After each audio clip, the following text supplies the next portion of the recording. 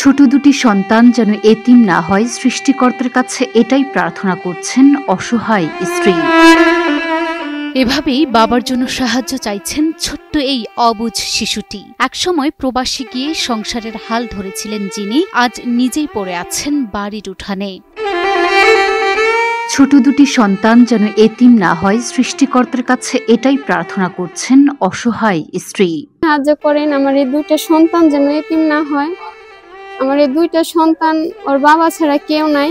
কিছুদিন আগেও আনন্দে দিন কাটানো রুবেলের সময় কাটে শুধু আর্তনাদে। প্রচন্ড ব্যথায় কাতরানো রুবেলকে দেখে চোখে জল চলে আসবে যে কারুরই। স্বামী যখন চিৎকার পারে, কান্না করে, আমার কষ্ট হয়, আমি সইতে পারি না। উনি অনেক কান্না করে, ব্যথা উঠলে পাগলের মতো হয়ে যায়। 1 বছর আগে প্রবাস জীবন থেকে ছুটিতে দেশে এসেছিলেন রুবেল। নিজের কষ্টার্জিত টাকায় নতুন একটি বাড়ি নির্মাণের কাজ শুরু করেছিলেন, কিন্তু ঠিক তখনই হঠাৎ অসুস্থ হয়ে পড়েন তিনি।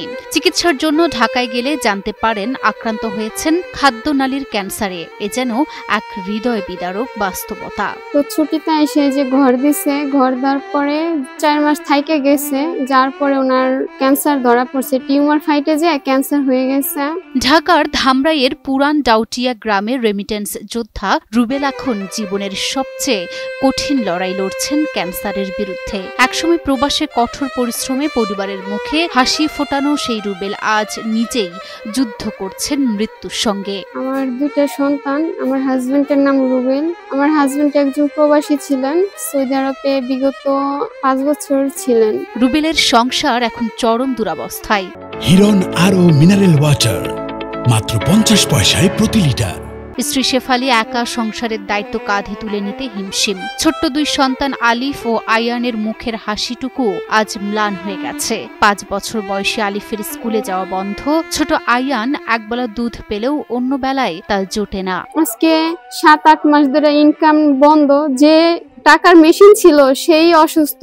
এখন আমি দুইটা সন্তান নিয়ে ঠিক মতো খাবার খাইতে পারি না। আমার দুইটা সন্তান, আমি যেমন ছোট বাচ্চার দুধ কিনতে পারি না। আমার আব্বুর জন্য আমি স্কুলে যেতে পারি না, বাড়িতে থাকতে হয়। আমার ভাইকে ধরতে হয়।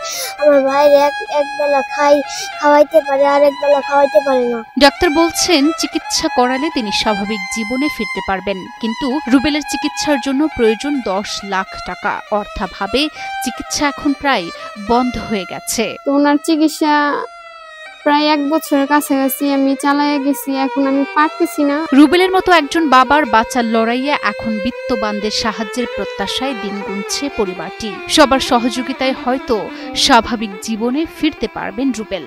হাসি ফুটবে অসহায় অবস্থায় জীবনযাপন করে স্ত্রী ও সন্তানদের মুখে। আপনাদের দেশ ও দেশের বাইরে সবার কাছে আমি সাহায্য চাই আমার হাজবেন্ডের জন্য। সবাই আমাকে একটু সাহায্য করেন। আমার আব্বু অনেক অসুস্থ, আমার আব্বুকে আপনারা সহযোগিতা করবেন।